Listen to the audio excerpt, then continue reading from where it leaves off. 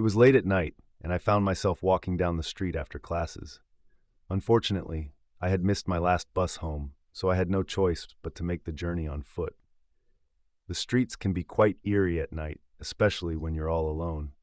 As I continued walking, I stumbled upon a peculiar house. Now, you might be wondering why I'm calling it peculiar. Let me explain. Despite being vacant for a long time, the house was brightly lit. Intrigued, I cautiously made my way towards the door, stepping on the concrete path.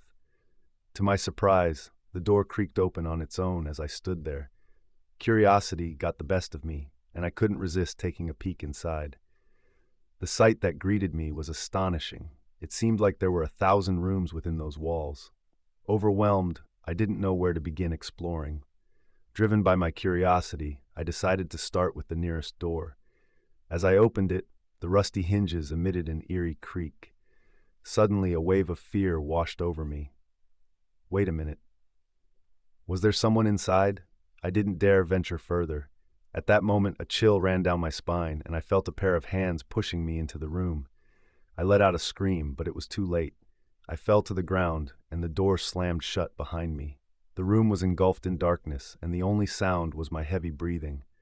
I struggled to get up, but something was holding me down. I cried out for help, but my voice seemed to have vanished. Eventually, I managed to stand on my feet and attempted to unlock the door, but my efforts were in vain. There was a presence in the room, yet no one was there. Summoning my courage, I mustered a feeble "hello, hello," but all I heard in response was my own echo. As I continued trying to unlock the door, a piercing screech filled the air. I turned around, and there it was, a dark figure standing right behind me. Its eyes were a haunting shade of red, and they seemed to see right through me. I let out a blood-curdling scream, and before I knew it, the figure was inches away from my face. I could smell its breath, which reeked of raw meat and blood. Panic set in, and I desperately tried to run, but my feet were frozen in place. The figure's icy hands wrapped around me, sending shivers down my spine. I struggled to breathe as the coldness consumed me. Gasping for air, I fought to break free from its grasp. I cried out in pain as its grip tightened around my throat, but my voice was silenced. I thrashed and fought, desperately attempting to escape. Exhaustion took over, and I must have blacked out because the next thing I remember, I woke up outside the house. I sprinted all the way home, unsure of how I managed to make it back. No one would believe my story, so it remains a secret between you and me. Consider this a warning. Beware of House No. 1 on Headless Drive. The end. This story is from the year 2015 when I was 9. My entire family was on a vacation trip to Puri. We stayed in a hotel which is one of our family members. We were on a vacation, we all were playing games like Truth and Dare, so my elder cousins were teasing me, "Look out from the balcony, you will find someone standing in a white sari," and I was like, this is all rubbish. Deep down I was scared as hell. As the hotel belonged to our uncle, an elder cousin started telling stories at 3 a.m. that in one of the rooms, a German family died by suicide. We all laughed in response because who will come back from Germany and attempt suicide here? So he was like, it's up to you whether you will agree with me or not. This conversation kept on going. In between this, someone knocked at our door. At first, we thought it might be one of our uncles because we all were awake, so he must have been there to say, "Sleep, we have to leave early morning tomorrow." We all stopped laughing and pretended as if we were sleeping. So in the meantime, someone knocked on the door again, and when he opened the door there was no one, there was not a single person, and it was a pin drop silence. We all were so freaking scared. So after that incident, we all slept, and I don't know why, but while sleeping I felt like someone was singing beside me in some unknown language. I shared this with my sister and she told me that she heard the same kind of thing when I informed our family. One said a single thing later on when we were back home, and my uncle informed me that the room we were in was the room the German family had died. Dreams are the fascinating creations of our subconscious mind. They can be delightful or downright terrifying, like the nightmares that leave us screaming in our sleep. Last night, while engrossed in the TV series Fear Files, I dozed off and had an unpleasant dream. In my dream, I found myself on the set of a movie, playing the lead role. The director had chosen me as the sole protagonist. We were shooting at the famous old Chittorgarh Fort in Rajasthan. I was dressed as a queen, adorned with exquisite jewels.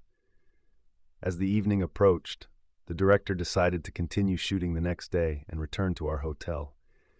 However, my curiosity got the better of me, and I couldn't resist exploring the fort. Little did I know that it was rumored to be haunted, with ghosts wandering its premises at night. Ignorant of the danger, I ventured further into the fort while everyone else left, leaving me all alone. Despite the pitch darkness, I was determined to continue my exploration. I came across numerous captivating paintings, portraits, weapons, and thrones. They fascinated me to no end. Eventually, I found myself in a garden surrounded by towering trees. Suddenly, I heard a voice calling out the name of the old queen, Rani Ratnavati. A shiver ran down my spine, and I turned around to see a ghost with a crooked nose, dressed in plain white attire. My friends, growing concerned for my safety, tried to contact me, but the signals couldn't reach me. I sprinted as fast as I could, but my elaborate costume hindered my escape. I stumbled and fell to the ground, screaming in terror as the ghost closed in on me. Thankfully, it was at that moment that my grandmother woke me up.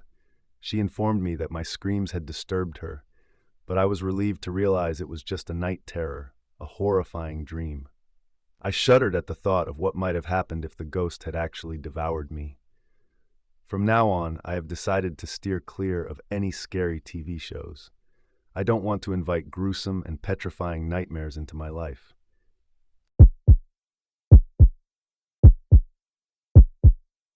I gazed out the window as a blistering bolt blazed through the sky and struck the silver birch from its roots. This is no day to go to the woods. They are not haunted. Dave drivels nonsense, especially when Lee's around. Elma, Dave called her. Seriously, he said that she had an orphanage hidden in the woods, where she boiled the orphan children alive and bathed in their blood. When the townsfolk caught her, they burnt her alive. He said you can still hear her blood-curdled screams at night. Nonsense. I looked to the right and there he was, thumping his feet as he walked, mud splattering up his striped joggers. Drenched, Dave stood at the door. Come on the mic, let's get going. Just a minute, mate. I need to find my boots. I'm not going out there in my new trainers, I replied with a slight annoyance. Where are they, Mom? I yelled up the stairs. I'm going out. Mom yelled even louder. Make sure you are back at 9 o'clock. I'm 16, Mom, I shouted back, slamming the door on my way out. I felt a redness fill my cheeks as Dave glanced a sly grin. Dave's got a shifty look in his eyes, and with angst in his voice said,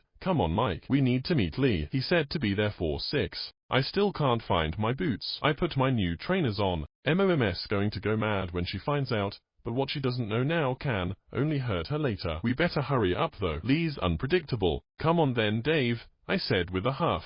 We'd just got to the gated entrance of the nature reserve when I noticed a wavering light from a lamppost. There was a flyer there. "Is that Buster?" "Hold on a second, Dave," I said. "I didn't know he went missing. That's John next door's dog. He used to love me giving him leftovers at Dad's barbecues." A mocking voice, repeating what I said, came from the bushes. "At least the sky stopped pissing on us." Dave shivered. "It's only a dog, Mikey," said Dave. "Yeah, but," I stuttered. Lee interrupted. "Shut the fuck up and come on." "And you, Dave, did you get some fags from your dad?" Dave quickly replied, "Yeah, mate. Here's a 20 box. Dave's bottom lip trembled. He had a keenness in his dark eyes. As the light flashed, the freckles shone his beetroot face. The sun dropped beneath the horizon as any last light was swallowed by the grayness of the sky. Dave and Lee were slightly ahead, talking quietly. Dave turned around with a wild look in his eyes. He's not acting himself. Maybe he is more scared than he lets on. Lee looked as grotesque as always, his eyeballs sunk even deeper inside his unnaturally swollen cheeks. "Here we are," announced Lee. "I'm not going first through the undergrowth," said Dave. "Michael,